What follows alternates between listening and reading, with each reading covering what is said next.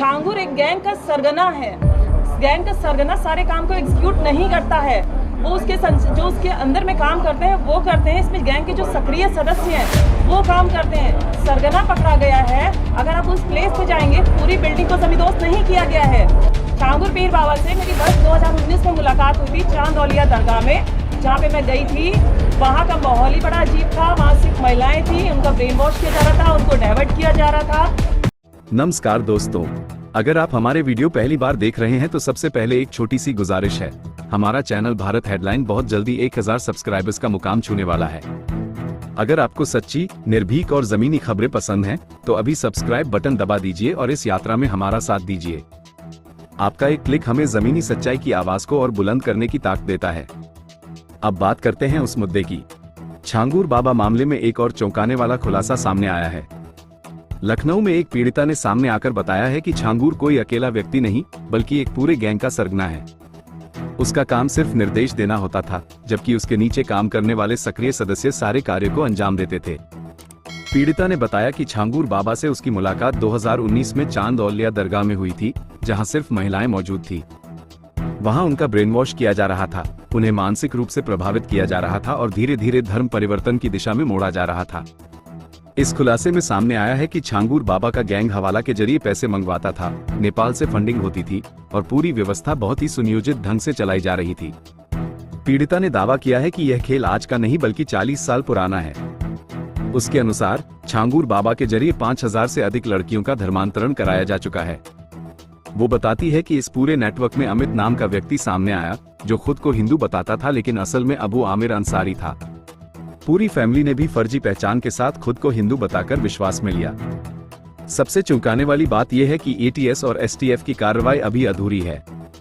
अब तक सिर्फ 4 गिरफ्तारियां हुई हैं, जबकि नामजद लोगों की संख्या 9 है और पूरा नेटवर्क 40 से 50 लोगों का है। कई बिल्डिंगों को अभी तक गिराया नहीं गया है और हवाला के पैसे का कोई हिसाब नहीं है। पीड़िता ने कहा कि मुख्यमंत्री को इस पूरे मामले में हस्तक्षेप करना चाहिए, पीड़ितों को बुलाना चाहिए और सुरक्षा सुनिश्चित करनी चाहिए। उन्होंने ये भी कहा कि प्रमुख सचिव से वो पहले ही मिल चुकी हैं और अब बहुत जल्द मुख्यमंत्री योगी आदित्यनाथ से भी मुलाकात करेंगी। यह कोई मामूली मामला नहीं है, ये एक गहरा षड्यंत्र है जिसमें महिलाओं का शोषण, धर्मांतरण और हवाला से पैसे का गलत इस्तेमाल शामिल है। भारत हेडलाइन आपसे वादा करता है कि इस तरह की सच्चाइयों को उजागर करता रहेगा। छांगुर एक गैंग का सरगना है। गैंग का सरगना सारे काम को एग्जीक्यूट नहीं करता है, वो जो उसके अंदर में काम करते हैं वो करते हैं। इसमें गैंग के जो सक्रिय सदस्य हैं वो काम करते हैं। सरगना पकड़ा गया है। अगर आप उस प्लेस पे जाएंगे, पूरी बिल्डिंग को जमींदोस्त नहीं किया गया है। आधी ही बिल्डिंग को तोड़ा गया है जो इलीगल थी, बाकी को नहीं तोड़ा गया है। मीडिया के जरिए से मुझे पता चला है कि आधी बिल्डिंग तो खड़ी है यूं ही। और किस पीड़िता को न्याय मिला है? ये खेल आज से नहीं चल रहा, बहुत पुराना चल रहा है। अगर इसमें कुछ नाम लिए जाएंगे, कुछ की अरेस्टिंग होगी, तो ये 40 साल पुराना खेल निकलेगा, जो सबूत के साथ मिलेगा आप सबको। जिसमें मेरे पास जो आया था लड़का, उसका नाम अमित था। उसका असली नाम था अबू आमिर अंसारी। उसने अपने आप को अमित इंट्रोड्यूस किया था और अमित की पूरी फैमिली मुझसे मिली थी। उसकी पूरी फैमिली हिंदू इंट्रोड्यूस करके मिली थी मुझसे। छांगुर पीर बाबा से मेरी वर्ष 2019 में मुलाकात हुई थी चांद औलिया दरगाह में, जहाँ पे मैं गई थी। वहाँ का माहौल ही बड़ा अजीब था। वहाँ सिर्फ महिलाएं थी, उनका ब्रेन वॉश किया जा रहा था, उनको डाइवर्ट किया जा रहा था। क्योंकि मैं इस परिवार के बीच में रही हूँ, तो ये जो रेट लिस्ट आप देख रहे हैं आज जारी हुई है, ये रेट लिस्ट मुझे वहीं से पता चली थी कि कैसे रेट तय होता है, किस तरह से इसको एग्जीक्यूट किया जाता है, कैसे फंडिंग आती है, हवाला के जरिए कैसे पैसा आता है। जो चीज़ मैंने एसटीएफ में बताई भी है कि आज भी वो फंडिंग जो धर्मांतरण, एटीएस की इतनी बड़ी कार्रवाई अभी नहीं हुई जितनी होनी चाहिए।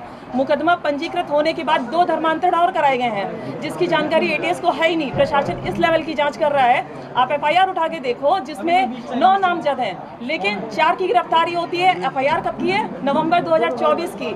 और गिरफ्तारी कब होती है? अप्रैल में। कुछ गिरफ्तारी कब होती है? अभी 5 तारीख को। क्यों सिर्फ 4 लोगों की गिरफ्तारी, 9 नामजद और उसके अंदर ना जाने कितने नाम। अगर गिरफ्तारी का आंकड़ा निकाला जाएगा ना, तो 40 से 50 ऊपर पहुंचेगा, उससे कम नहीं रहेगा। और छांगुर के द्वारा 5000 से ऊपर लड़कियों का धर्मांतरण कराया जा चुका है। और जिनसे मैं पीड़ित हुई हूँ, उनके फादर अबू हुरैरा अंसारी द्वारा 10 से ऊपर धर्मांतरण हो चुका है। अगर उनको जब तक पकड़ा नहीं जाएगा ये खुलासे पूरी तरह से नहीं होंगे। ये कार्रवाई जो आप सब छांगुर देख रहे हैं ना, 50% की कार्रवाई है।